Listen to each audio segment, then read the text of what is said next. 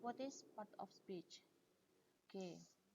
Part of speech is a term used in traditional grammar for one of the 8 main categories into which words are classified according to their function in sentences. Jadi, part of speech adalah aturan-aturan yang digunakan dalam tata bahasa Inggris, yang digunakan dalam kalimat. Jadi ada 8 macam kategori atau 8 macam part of speech yang kita gunakan dalam setiap membuat kalimat. Okay, there are 8 main categories. They are noun, verb, adverb, pronoun, adjective, preposition, conjunction, and interjection. Ya, jadi ada 8. Ini adalah hal yang harus kalian pahami. Ini termasuk noun itu yang gimana, verb itu yang gimana, adverb itu yang gimana. Oke, let's discuss one by one. Jadi hari ini kita mendiskusikan satu persatu. Oke, the first is about noun. Noun is a word or word group that is used to name or identify a person, animal, place, thing, or idea. Nouns are very important in sentences because they are the name of words in the sentence. Oke, jadi noun atau kata benda adalah berfungsi untuk menamai orang. Jadi nama orang, nama tempat, benda, atau ide itu termasuk dalam kategori noun atau kata benda. Umumnya noun itu didahului oleh partikel a, an, atau the. Jadi ini yang bisa kalian kalian perhatikan. Jadi kalau misalkan dalam sebuah kalimat itu ada kata a atau an atau the, itu pasti dia termasuk kategori noun. Nah, dalam suatu kalimat noun dapat berfungsi sebagai subjek atau objek langsung atau objek tidak langsung, atau sebagai pelengkap subjek atau sebagai objek dari suatu preposisi.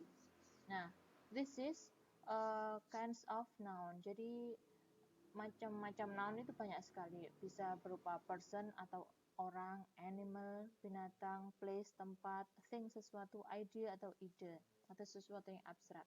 Okay, there are the examples of noun. First, my mother cooks fried rice in the kitchen with my grandmother. Okay, yang termasuk dalam kategori noun person adalah mother and grandmother, even though there are some noun also in this sentences. Jadi sebenarnya di dalam kalimat ini nounnya bukan hanya mother dan grandmother saja, tetapi ada lagi yang lain, yaitu fried rice, kemudian kitchen juga. Tetapi dalam hal ini yang kategori person adalah mother and grandmother. The second is the example of noun in kind of animal. The dog barked at the cat. Nah, ini dog and cat, kind of noun animal. And then place atau tempat. Jakarta, Bandung, and Surabaya are 3 famous cities. Jadi yang termasuk tempat, Jakarta, Bandung, Surabaya, kemudian kota-kota itu termasuk dalam noun place. Next, about thing atau sesuatu. Money doesn't grow on trees. Uang itu kan termasuk suatu benda. Doesn't grow on trees, tidak tumbuh dari pohon atau di pohon. Trees ini juga termasuk thing. Okay, and the last, idea, ide atau sesuatu yang abstrak. Love is a wonderful emotion. Cinta adalah perasaan yang sangat mengagumkan. Okay, next about verb. Jadi kalian sudah paham tentang noun atau kata kerja. Nah, sekarang kita beralih ke verb atau noun atau kata benda. Sekarang kita beralih ke verb atau kata kerja. Okay. Verb is a word that describes an action or indicates a state of being. Verb tells about things being done in the sentence. Jadi verb atau kerja atau kata kerja itu adalah kata yang mendeskripsikan suatu tindakan atau mengindikasikan sesuatu yang dilakukan dalam sebuah kalimat. Jadi ini itu apa yang kita kerjakan, apa yang kita lakukan, itu kata kerja atau verb. Nah, those are are the examples of verb. Jadi ada kata kerja itu contohnya seperti ini. Study, belajar. Write, menulis. Give, memberi. Stand, berdiri. Come, datang. Buy, membeli. Help, menolong. Cook, ya, memasak. Play, bermain. Drink, minum, dan sebagainya. Yang penting apa yang pekerjaan yang dilakukan atau kegiatan yang dilakukan itu yang termasuk dalam verb. Oke. This is the examples in sentence form. Jadi ini contoh kalau kita menggunakannya dalam kalimat. Mom is helping Vino do his homework. Ibu sedang menolong Vino mengerjakan tugasnya. Helping di sini termasuk verb. Oke. Tom plays electric guitar. Tom bermain gitar elektrik. Teacher stands in front of class. Guru berdiri di depan kelas. Nah, berdiri ini termasuk verb. Oke, next. They drink coffee at the afternoon. Mereka minum kopi di sore hari. The last. I give much money to my sister. Saya memberi banyak uang kepada saudara saya. Oke, jadi yang pekerjaan-pekerjaan ini yang saya garis bawah ini termasuk dalam verb. Oke, next let's review about noun also. Jadi sekarang mari kita bahas, kita analisa dalam sebuah kalimat ini kira-kira mana yang termasuk verb, mana yang termasuk noun. Oke, mom di sini termasuk noun, kata benda yang tadi yang person. Mom is helping ini termasuk verb. Kemudian Vino juga nama orang atau noun person. Do ini juga termasuk kata kerja. Kemudian homework kata benda. Oke, homework PR thing ya. Kemudian Tom ini juga termasuk noun apa? Person, ya betul. Place ini verb. Kemudian electric guitar ini termasuk thing, kata benda, noun, ya kan? Oke. Next, teacher also noun, person. Stands, berdiri in front of class. Class ini termasuk noun. Oke. They juga person. Kemudian drink, minum. Coffee, kata benda, thing. Oke. At the afternoon ini nanti kata keterangan itu ke materi selanjutnya kita. Oke. I ini termasuk noun, person. Kemudian give, memberi. Much money termasuk